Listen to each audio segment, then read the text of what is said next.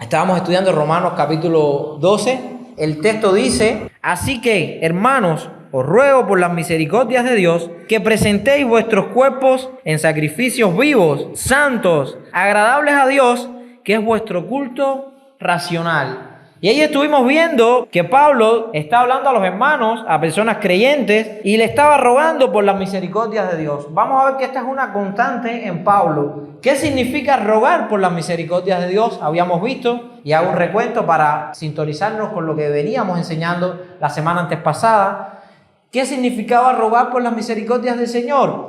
Bueno, sencillamente, si uno ha sido salvado por Cristo, si el sacrificio de Jesús ha sido para bien en nuestras vidas, de tal manera que nos ha redimido, nosotros estamos como agradecidos al Señor. Y es lo que Pablo está diciendo: si Cristo tuvo misericordia de ti, es decir, si tú estás agradecido al Señor, yo por esa misericordia que tuvo Cristo de ti, por ese estado de gratitud que tú debes tener en respuesta a la misericordia de Cristo, te voy a suplicar lo siguiente: que presentéis, y eso es bueno, que entendamos que el objetivo de la vida cristiana es presentarnos ante Dios. Dice que el objetivo es que nos presentemos finalmente como una iglesia santa, sin mancha, ni arruga, ni cosa semejante. Que podamos presentarnos como obrero aprobado, como buen siervo, que en lo poco le fuimos fiel. Ese es el objetivo final. Es lo que está diciendo Pablo, que lo primero que tenemos que hacer como cristianos es presentarnos en cada momento ante Dios. Presentéis primeramente vuestros cuerpos. ¿Por qué el cuerpo? Veíamos que había dos grandes puntos de inflexión que dominaban el ser humano. Uno es el espíritu, que es el encargado de empujar hacia Dios, y la carne, que es el encargado, después del pecado, a impulsarnos hacia lo pecaminoso. Asimismo, Dios creó el cuerpo, lo creó el Señor. Dice en Génesis que el Señor lo creó del polvo y vio Dios que era bueno. El cuerpo no es en esencia malo, así como la carne, lo que se representa, no es dañino. Sin embargo, cuando la carne no se conserva, se pudre y es dañina. Asimismo, cuando nuestro cuerpo no es conservado, por la gracia de Dios, cuando nuestro espíritu no conserva nuestro cuerpo, ese cuerpo va a jalarnos hacia el pecado. El punto entre el espíritu, que nos comunica con Dios, y el cuerpo, que nos comunica con el mundo, está en el alma. Y habíamos visto que el alma tiene intelecto, emociones, instinto. Entonces es muy común que el instinto esté del lado del cuerpo y el intelecto del lado del espíritu. Una persona instintiva, ¿cómo reacciona ante cualquier situación? Como un animal, ¿verdad? Una persona racional, ¿cómo reacciona ante las situaciones? De una manera más reflexiva y más justa, más equilibrada. Entonces vemos que dentro del alma hay dos aliados. Lógicamente, cuando el cuerpo gobierna, aún el intelecto se corrompe. O cuando el espíritu controla, aún los instintos se someten. Todo esto lo vimos la semana antes pasada, claro. Pero vamos a seguir por esta misma línea, que era el cuerpo. Habíamos visto que el cuerpo representa en la Biblia todo lo terrenal, todo lo que nos cautiva al pecado. En el cuerpo está la concupiscencia, que son esas corrientes, esos impulsos internos que nos llevan de continuo al pecado. Contra lo que Pablo luchaba en capítulos anteriores, Romanos capítulo 7, Pablo decía que había una ley en sus miembros, en su cuerpo, que se rebelaba contra la ley ¿de quién? Del espíritu, y lo llevaba cautivo al pecado. Así que este cuerpo, lo mismo que puede ser usado, ¿se acuerdan lo que dice Santiago de una parte del cuerpo, la lengua, que puede ser usado lo mismo para alabar a Dios que para maldecir al prójimo? También nos deja clara la Escritura una verdad. ¿Cómo me dices que amas a Dios si eres incapaz de amar a tu hermano? Si a Dios no lo has visto, ¿cómo me dices que eres capaz de amarlo cuando ni siquiera eres capaz de amar a tu hermano que lo ves todos los días? La lucha constante en la Escritura es entre el espíritu y la carne, entre los deseos del espíritu y los deseos del cuerpo. El cuerpo tiene deseos básicos, deseos instintivos, deseos egoístas, deseos que solamente buscan el bien propio, que no buscan agradar a Dios, que ni siquiera buscan beneficiarnos como ser íntegro, me refiero a espíritu, alma y cuerpo, y es a lo que estamos llamados constantemente a morir. Dice Pablo que debemos hacer morir todo lo terrenal, todo lo carnal en nosotros. Y la mejor forma de hacerlo estamos viendo que era, dice, presentar vuestros cuerpos en sacrificios vivos. Fíjense que no hay nunca en la vida cristiana una invitación a la pasividad, a estarse tranquilo en un lugar y esperar a que Dios lo haga todo. No, la Biblia nos manda a que nos esforcemos en la gracia. Y lo dice porque Él ha puesto en nosotros tanto el querer como el hacer su buena voluntad. Si Dios puso en nosotros el que queramos y lo hagamos, porque como dice Juan, el que es nacido de Dios busca las cosas de arriba, a donde está sentado Cristo. Si no buscas las cosas de arriba es porque hay un testimonio muy fuerte de que necesitamos nuevamente arrepentimiento y fe. Porque el que es nacido de nuevo va a buscar las cosas de Dios, va a tener siempre la iniciativa de crecer espiritualmente. ¿Por qué? Porque es Dios mismo quien habita dentro de él y lo impulsa. Dios desde dentro de nosotros nos impulsa mediante el Espíritu Santo, influenciando nuestro espíritu, ordenando nuestra alma y sometiendo nuestro cuerpo a la obediencia, a buscar. ¿Y qué es lo primero que hacemos? Presentar. ¿Qué presentamos? Nuestros cuerpos. ¿Cómo los presentamos? Como un sacrificio, como holocausto. A diferencia de lo que se hacía en el Antiguo Testamento, el holocausto en el Antiguo Testamento era muerto. Se mataba el cordero y después se presentaba. Bueno, Dios dice que ahora no es así. Eso fue simbólico. Ahora nosotros somos ese cordero. Tenemos que presentarnos y subirnos nosotros mismos en el altar para hacer morir en ese altar todo lo terrenal en nuestras vidas. Y es lo que está invitándonos a hacer Pablo. Presenta tu cuerpo, tus deseos, preséntalos a Dios. Porque si tratamos de resolver los conflictos por nosotros mismos, si ahora mismo yo tengo un deseo pecaminoso o deseo hacer algo que no es conforme a la voluntad de Dios y trato de suprimirlo por mi fuerza, es posible que lo logre por un día, por 2 días, por 5 días, por un mes. Pero recuerden que el humano es muy atado al alma y sobre todo a los estados de ánimo. Y hoy estoy en victoria y me siento bien y me siento animado a seguir perseverando y a matar con mi propia fuerza lo terrenal. Pero ¿qué pasa el día de la debilidad? Y todo el mundo ha tenido ese día en el que se levanta sin deseo de hacer nada, que no desea ni leer la Biblia, ni orar, ni buscar de Dios, solamente está vencido por sus temores, porque te alcanzan tus miedos, porque llegado el momento sientes que las situaciones que están a tu alrededor te están agobiando y que ya no puedes más. Cuando el mundo te agobia de fatalidad y la respuesta está ahí, a sus pies hay paz, hay vida, hay bendición, hay luz y dirección. La plenitud en Él nunca se acabará, así que podemos descansar en Él. ¿Y qué está diciendo este cántico? Para mí está remitiéndose a una verdad bíblica. No luches con tus propias fuerzas, porque va a llegar el momento en el que el mundo te va a rodear de fatalidad, en el que tus fuerzas se van a acabar. No sé cuántos han estado en la situación de estar nadando. Yo practicaba antes del Evangelio, practicaba apnea. Te vas a un lugar, te bajan las pulsaciones del corazón, con un poco de ejercicio de respiración, te concentras y a pulmón bajas al mar.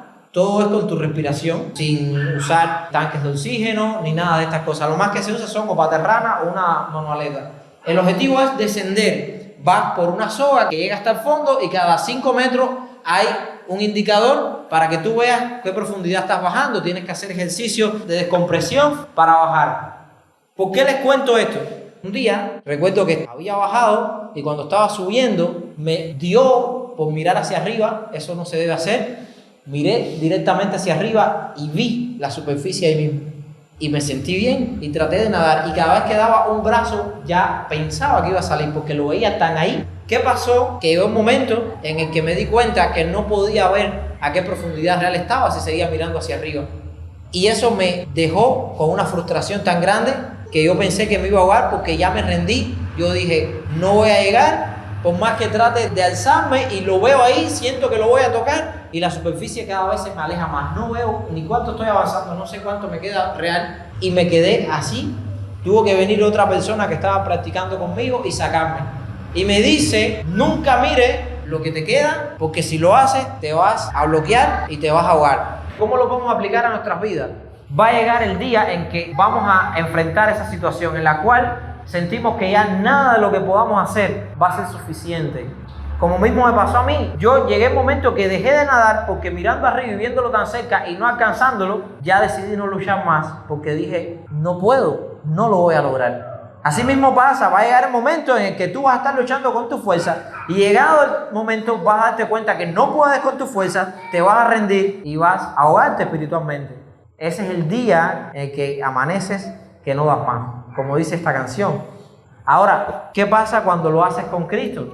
Yo recuerdo que el amigo me dice, cuando tú vayas a nadar, relaja tu mente, olvídate de cuánto te queda para arriba y concéntrate, disfrútalo. Así que parte de este ejercicio de la apnea se basa, y me usó esta palabra, en tener fe de que vas a lograrlo.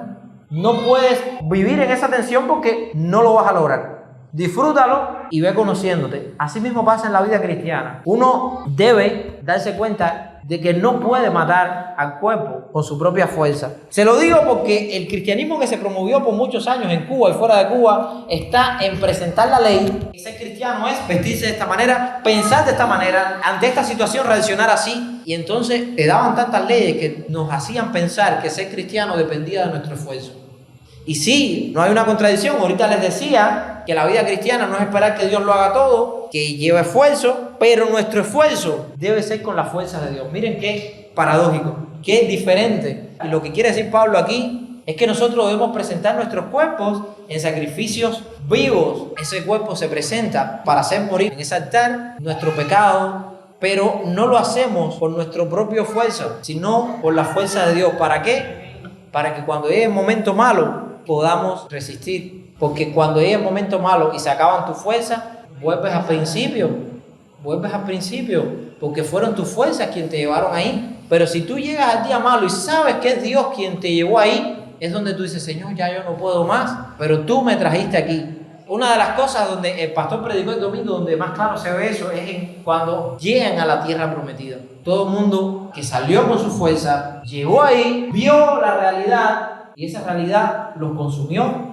Y dijo, no, que va, esta gente son demasiado fuertes, nos van a destruir. Estos pueblos nos van a destruir. Pero Josué y Caleb vieron las cosas por los ojos de Dios. ¿Y saben por qué lo vieron? Porque ellos sabían que quien los había llevado hasta ese lugar era el Señor. Que no habían sido ellos por su propia fuerza. Porque por su propia fuerza ellos no podían abrir el mar. Por su propia fuerza ellos no hubieran podido destruir a los pueblos que habían conquistado hasta ese momento. Ni hubiesen podido estar 40 años vagando por un desierto sin preocuparse de comida, de ropa, ni siquiera del sol que les fatigaba de día y las noches frías del desierto. Pero ellos pudieron ver que era por la fuerza de Dios. Asimismo, es bueno que nosotros siempre tengamos en cuenta, sobre todo en esos momentos en que nos sentimos que no damos más, que la situación en la que nos estamos enfrentando puede ser con un familiar, puede ser una situación personal, una meta, un deseo de que esa situación vaya a llegar el momento que cuando nos sobrepase, entendamos que Dios está en control. Aún así, Dios sigue siendo quien dirige todas estas circunstancias. Y lo bueno es que podamos ver que Dios no nos ha traído aquí por gusto. Que todo nuestro proceso de vida cristiana tiene un objetivo. Y que si Dios nos trae a esta batalla, es porque también nos va a dar la victoria. Tenemos que tener paciencia, tenemos que esforzarnos y ser perseverantes. Pero no me refiero, y es lo que Pablo está tratando de señalar aquí, que a la carne no se vence con la fuerza propia. Pablo en una ocasión, en Colosenses capítulo 2, dice, hay cosas que en este mundo tienen reputación de ser buenas, de duro trato al cuerpo. Hay quienes se atan a conceptos tales como no toquen, no gusten, ni siquiera aún manejen. Dice Pablo que estas cosas tienen buena reputación en cuanto a duro trato al cuerpo y a disciplina propia. Pero contra los apetitos de la carne, ¿qué dice Pablo? Nada pueden hacer. Estas cosas, el ascetismo, las cosas que se hacen por la propia fuerza, tienen buena reputación, pero contra lo que nos estamos enfrentando no pueden hacer nada. ¿Quién se le ocurre luchar contra un tigre con una piedra? Asimismo, nuestras mayores obras, nuestro mayor esfuerzo por vivir en santidad es como tratar de enfrentarse a un tigre con una piedra. No podemos hacer nada. Ahí tenemos que depender de Dios. Por eso tenemos que subirnos a ese altar en obediencia como sacrificios vivos y decirle, Señor, recibe mi sacrificio, pero eres tú quien me tienes que dar la fuerza para seguir adelante. Solo no puedo. Ese sacrificio debe ser santo y por ser santo va a ser agradable a Dios y va a ser un culto racional. ¿Qué significa culto racional? Que cuando somos transformados por la obra de Dios, por el conocimiento de Dios, nuestra mente va a comprender entonces que eso es lo mejor que podemos hacer con nuestras vidas.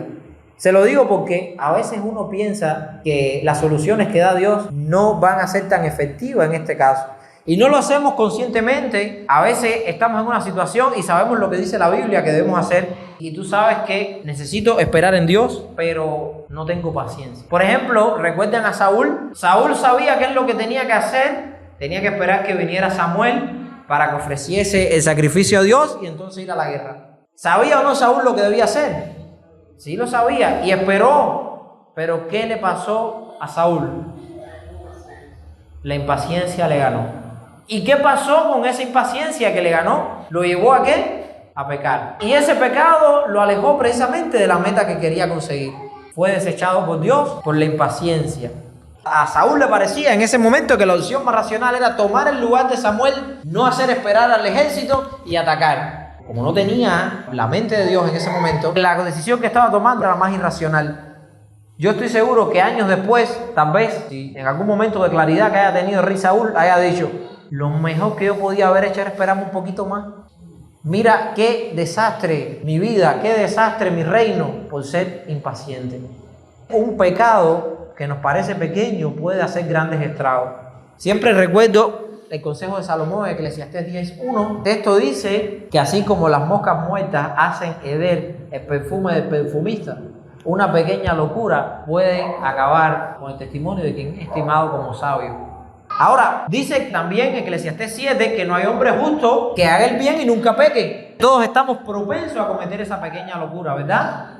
Ahora, ¿qué es lo que hace que un cristiano no cometa esa pequeña locura? Precisamente cuando es capaz de depender de Dios y todos los días presenta su cuerpo, su parte débil, atada a este mundo, como sacrificio vivo, santo, agradable a Dios, como su culto racional.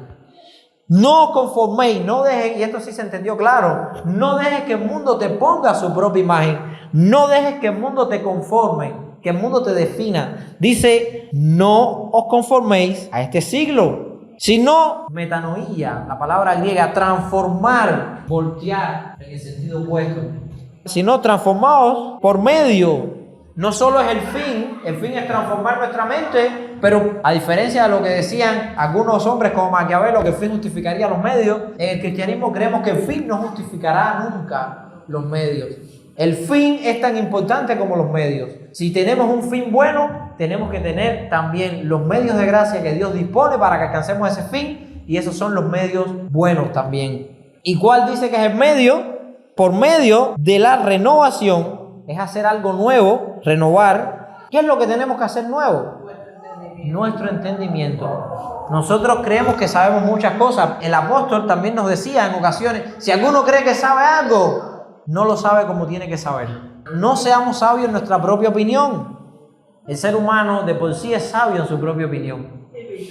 Fíjense que todo el mundo acepta un consejo. Si ahora yo voy a ver a un matemático y él me va a dar un consejo de matemática, yo lo escucho y digo, sí, eso es bueno.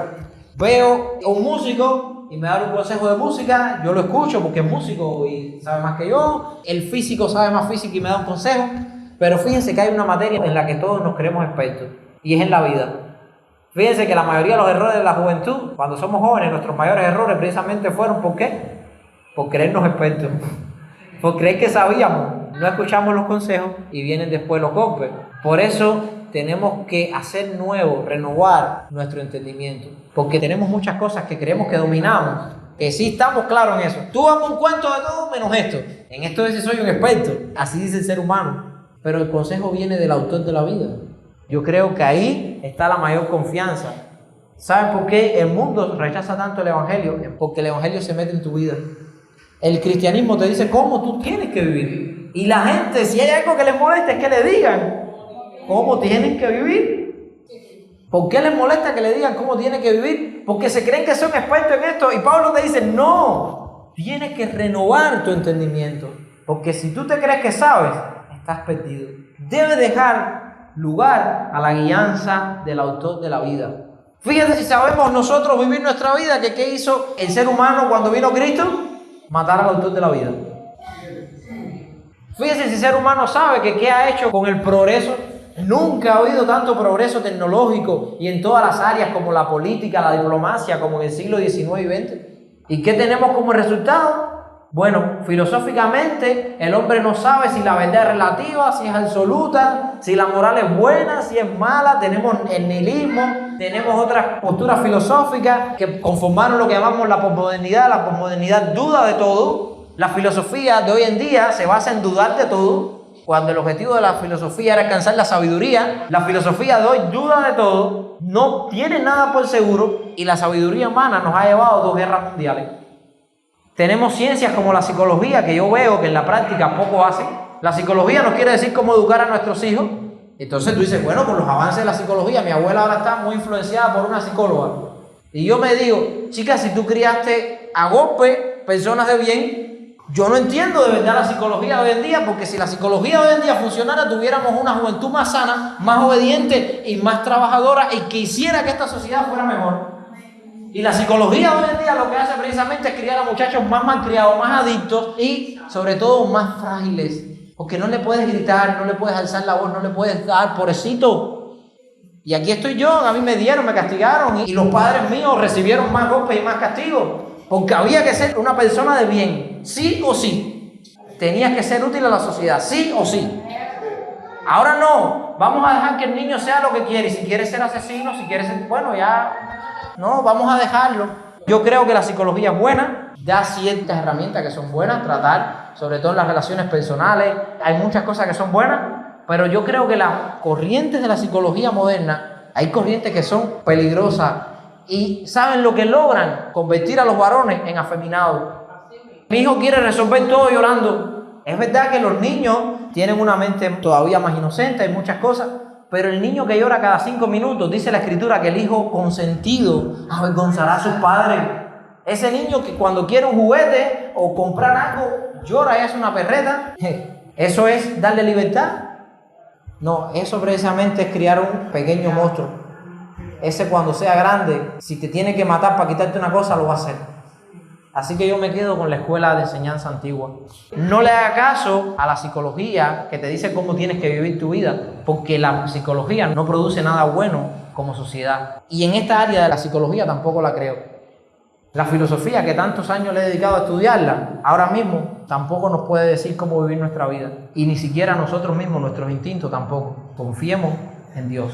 Confiemos porque solamente Dios puede decirnos cómo renovar nuestra mente. Porque no sabemos las cosas tal y como son. Nuestro entendimiento necesita ser hecho nuevo. Porque el resultado de nuestro entendimiento viejo es una filosofía que no sabe decirte nada, solo dudar de todo. Una psicología que te dice que hay que dejar que las cosas pasen, porque cualquier cosa puede ser vista como un trauma. Una política que lo único que consigue es meter al mundo cada vez en más guerra. Nada más que tienen que encender el televisor. Guerra en Ucrania, guerra en Israel, guerra en Pakistán y la India, guerra probable entre China y Taiwán. Entonces nada de esto, nada de la sabiduría humana nos puede decir, o bueno, puede decírnoslo, pero no es confiable lo que nos va a decir. Solo Dios puede hacer al hombre feliz. Agustín de Hipona decía, Señor, nos hiciste para ti y nuestra alma nunca va a tener contentamiento si no descansa en ti. Y yo creo que es lo que está expresando Pablo. No te confíes en tu entendimiento, renuévalo, transfórmalo para que comprendáis cuál sea la buena voluntad de Dios. Y entonces va a ser agradable y perfecta. ¿Sabe por qué hay que renovar la mente? Porque si no, nunca vamos a ver la voluntad de Dios como agradable y perfecta. Solamente alguien que tiene la mente renovada es capaz de ver la voluntad de Dios como algo agradable y perfecto. Mientras tanto, vemos la voluntad de Dios como algo tedioso, algo que nos cansa, porque pensamos que nosotros tenemos más sabiduría. Yo creo que uno de los mayores pecados del ser humano es que se cree más sabio que Dios. Nunca vas a encontrar un ser humano, o bueno, vamos a no caer en los absolutos. Es muy difícil encontrar un ser humano que te diga, sí, yo soy más sabio que Dios. Pero hay un lenguaje que dice lo contrario. Cuando tú le das la palabra de Dios, dice esto, y te dice, no, yo voy por acá. Eso está diciendo precisamente lo contrario. Yo creo que sé más que Dios. Los problemas de la iglesia de hoy en día es porque ha desechado la guianza de Dios en la Escritura muchas veces y está buscando programas humanos, está buscando formas de hacer las cosas acorde a sus deseos, acorde a lo que ellos creen que funciona. Vienen con un plan, te voy a enseñar a evangelizar. Ya, y los cristianos del primer siglo no sabían. La iglesia crecía a un ritmo increíble y nosotros creemos que hoy en día un plan y un taller nos va a decir cómo hacerlo mejor. Todo el mundo sabe cómo compartir. Ahora, ¿sabes qué es lo que se produce hoy en día? Muchas veces la gente se hartan del cristianismo porque a veces no se respeta. Se presenta el cristianismo en momentos inoportunos. Hay veces que tú llegas a las casas para predicar el evangelio y si es el horario de almuerzo, ¿quién va a dejar de cocinar para escucharte? Hay personas, y me gusta más ese evangelismo que usaban algunos cristianos a través de los años, que han sido de gran bendición, que te ayudaban en lo que tú estabas haciendo. Llegaban a los lugares y decían, vengo a ayudarte. Te ayudaban y eso hablaba más que lo que tú decías. Había una frase de San Francisco de Asís que decía, yo predico y luego predico. Y después, si tengo tiempo, hablo. ¿Entiendes? Él decía que su forma de predicar no consistía en lo que él decía, sino en lo que él hacía. Él iba y ayudaba a la gente y todo el mundo sabía que quien lo estaba ayudando era un cristiano. Y entonces, ¿qué veía la gente? Yo decía hace poco, los mundanos no leen Biblia, leen a los cristianos. ¿Qué es para la gente hoy en día un cristiano? Una persona que anda con la Biblia bajo el brazo y que cuando te coge te empieza a hablar de eso nada más. Porque no sabe de otra cosa, lo único que sabe hablarte es arrepiéntete, va a la iglesia, arrepiéntete, va a la iglesia. Bueno, hoy en día ni arrepiéntete. Va a la iglesia que te va bien, va a la iglesia que te va bien. Porque ya el mensaje del arrepentimiento se ha quitado. Un verdadero cristiano es una persona que te muestra a Cristo con los hechos, con sus hechos. No que te está cayendo arriba con un mensaje, sino que vive ese mensaje delante de ti para que tú lo puedas ver.